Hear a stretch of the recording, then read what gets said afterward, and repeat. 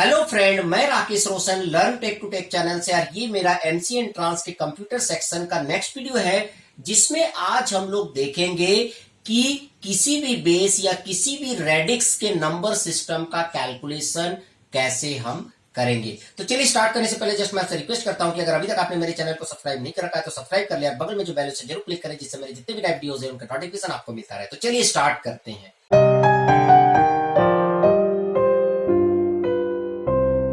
तो दोस्तों सबसे पहले हम समझ लेते हैं कि बेस और रेडिक्स क्या होता है। जनरली अगर आप बाइनरी में देखेंगे तो क्या होता है, उसका बेस 2 होता है, ठीक है। ऑक्टल में देखेंगे तो उसका बेस 8 होता है, और हेक्साडेसिमल में देखेंगे तो उसका बेस जो है 16 होता है, और डेसिमल में देखेंगे तो उसका बेस जो है 10 होता है, और इसी को हम रेडिक्स भी बोलते हैं।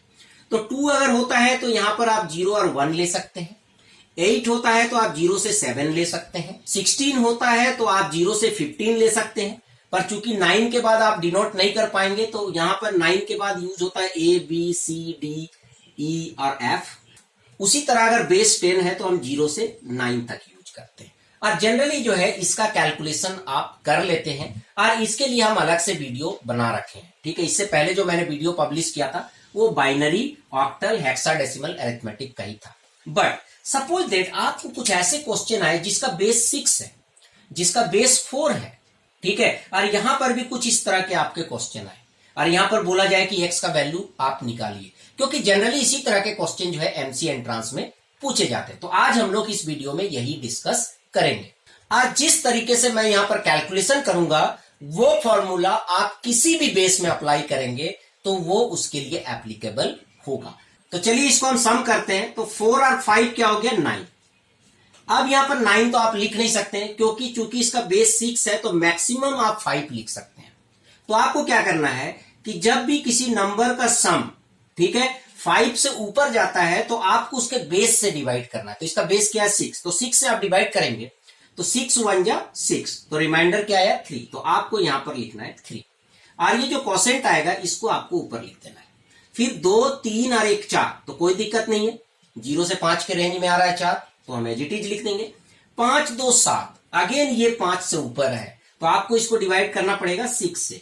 तो 7 को अगर 6 से डिवाइड करेंगे तो 6 1 जा 6, और यहां पर रिमाइंडर क्या बचा, 1। तो यहां पर 1 आएगा। अब क्वोशेंट 1 है और इधर कुछ भी नहीं है तो यहां पर 1 आ गया, तो इसका रिजल्ट क्या हो गया, 1 1 4 3।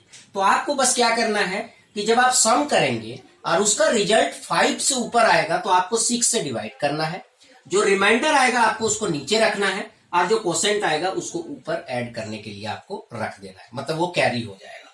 चलिए उसी तरह हम इसको देखते हैं। 3 + 2 5, पर इसका बेस क्या है, 4 है। तो 4 है तो इसका मतलब मैक्सिमम आप क्या, कौन सा नंबर ले सकते हैं, 3 ले सकते हैं। तो 5 तो आप नहीं लिख पाएंगे, तो आपको क्या करना पड़ेगा, इसका जो बेस है 4 से 5 को डिवाइड करना पड़ेगा। तो 4 1 जा 4, तो रिमाइंडर क्या बचा, 1 बच गया। तो यहां पर आप 1 लिखेंगे, और क्वोशेंट 1 है तो इसको ऊपर लिख लेंगे।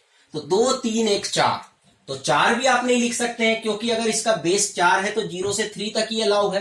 तो 4 आ गया, तो फिर से आप क्या करेंगे, 4 से 4 को डिवाइड करेंगे, तो 4 1 जा 4, तो यहां पर क्या आएगा, 0 आएगा। तो यहां पर आपको 0 लिखना है, और जो क्वोशेंट 1 आया वो यहां पर कैरी हो जाएगा इसके ऊपर। 2 3 और 1 4, अगेन 4 आ गया, तो 4 1 जा 4 0, तो अगेन यहां पर 0 आएगा, ये जो क्वोशेंट आएगा वो यहां पर आ जाएगा। तो इस तरीके से आप इसको क्या कर सकते हैं, सम कर सकते हैं। तो इस तरीके से किसी भी तरीके का बेस हो, चाहे कोई भी रेडिक्स हो, 4 हो 5 हो 6 हो 7 हो 11 हो 15 हो या फिर 20 हो, आप इस तरीके से सॉल्व कर सकते हैं।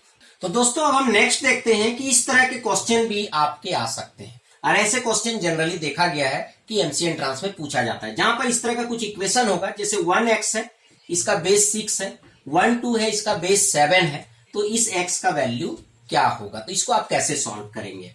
तो जनरली क्या होता है, अगर कोई नंबर बाइनरी में है, ठीक है, सपोज दैट 101, इसको अगर डेसिमल में चेंज करना है तो आप क्या करते हैं, 2 का पावर 0 1 2, फिर 0 इंटू 2 का पावर 1, और 1 इंटू 2 का पावर 0। तो किसका पावर लिखते हैं, जो उसका बेस होता है, क्योंकि जो बाइनरी उसका बेस क्या होता है, 2 होता है। यहां बेस क्या दिया 6, तो आपको लिखना है 1 इंटू 6 का पावर 1, x इंटू 6 का पावर 0, 1 इंटू 7 का पावर 1, और 2 इंटू 7 का पावर 0।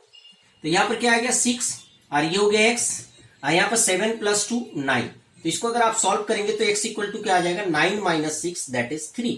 तो यहां पर इसका आंसर क्या हो गया 3।